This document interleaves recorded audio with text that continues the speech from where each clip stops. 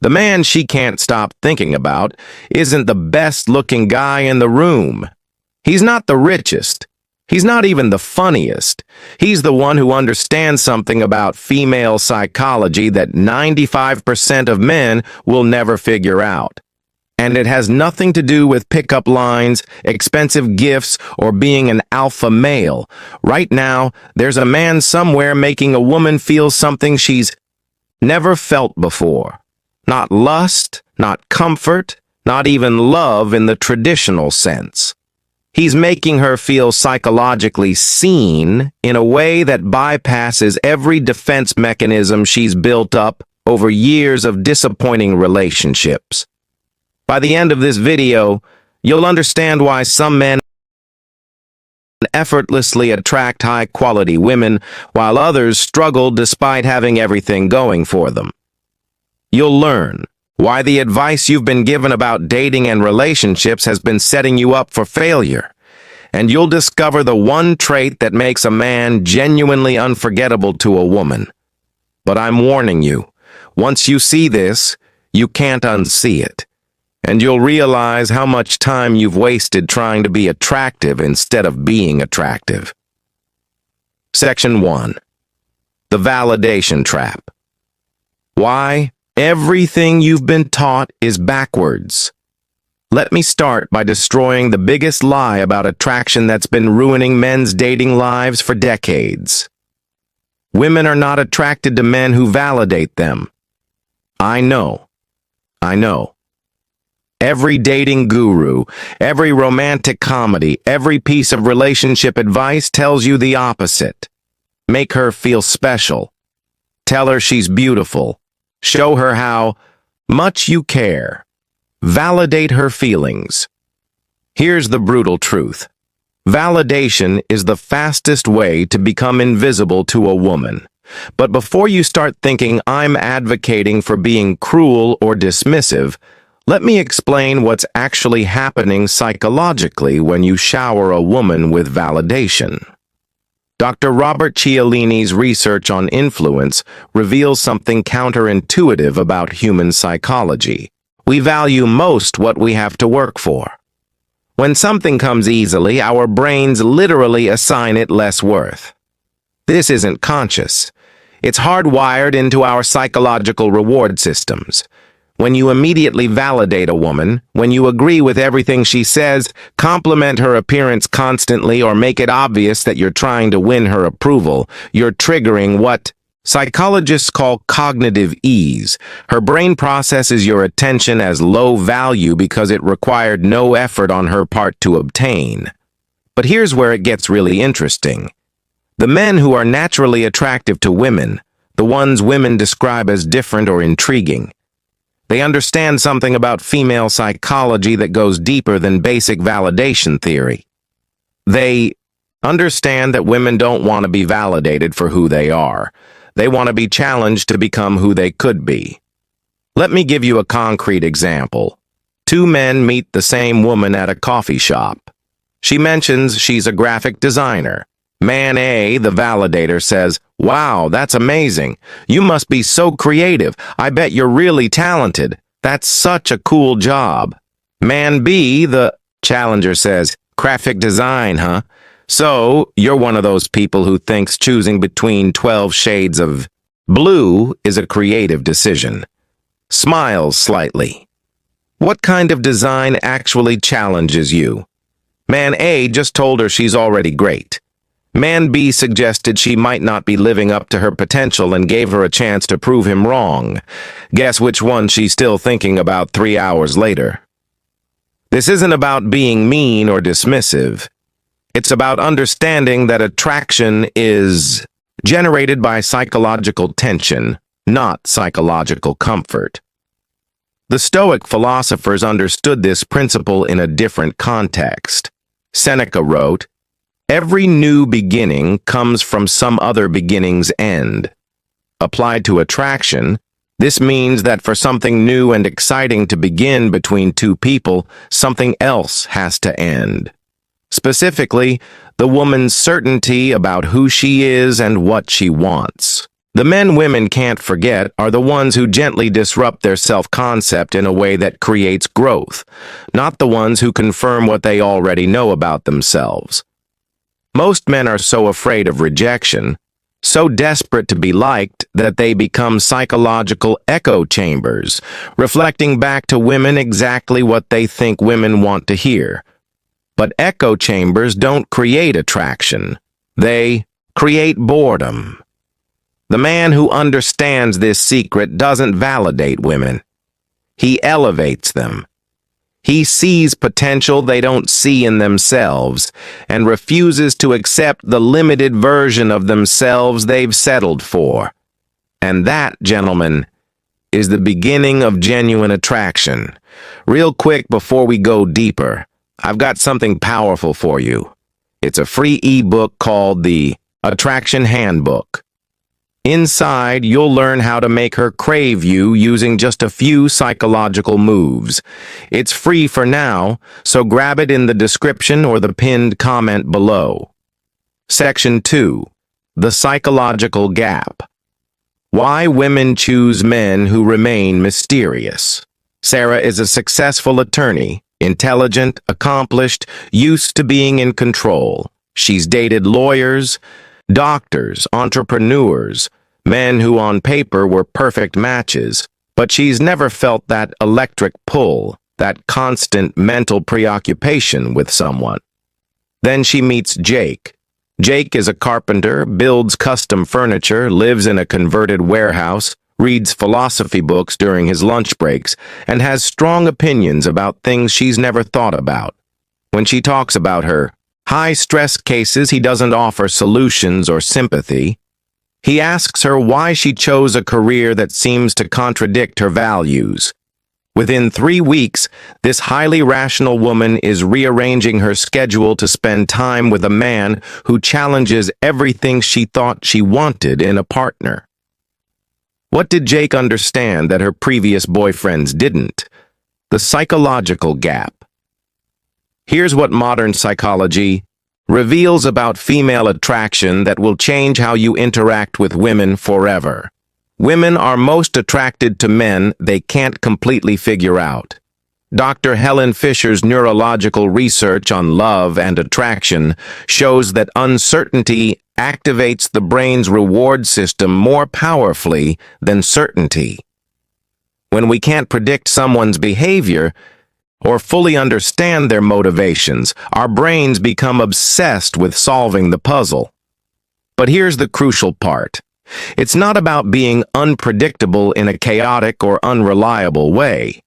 It's about maintaining what I call psychological depth, having layers of personality, interests, and thought processes that can't be immediately categorized or understood. Most men, in their eagerness to connect with women, reveal everything about themselves too quickly. They share their entire life story on the first date.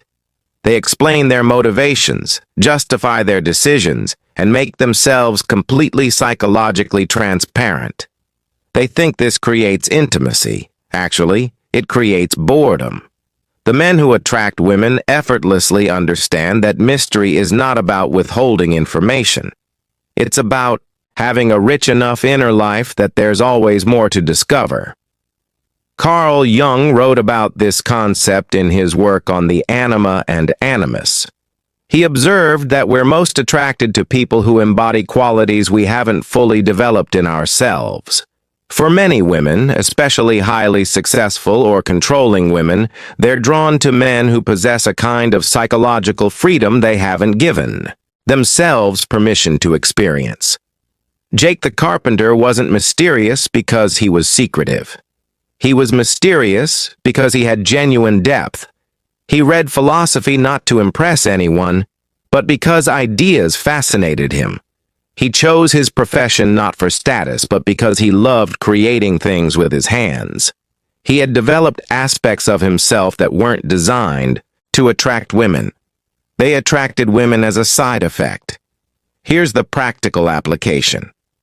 Stop trying to be understood and start trying to be interesting. When a woman asks you about your job, don't just describe your duties. Talk about what fascinates you about the work or what you're learning that's changing how you see the world. When she shares a problem, don't immediately offer solutions. Ask her questions that help her think about the situation differently. The psychological gap isn't about being distant or aloof.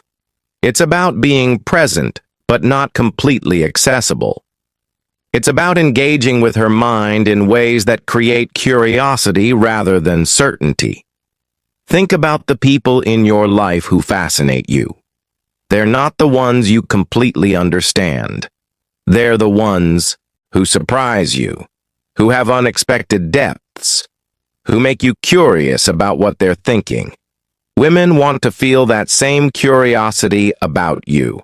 And the beautiful irony is this: the less you try to be understood, the more deeply women want to understand you. Section 3. The Sovereignty Principle. Why independence is the ultimate aphrodisiac.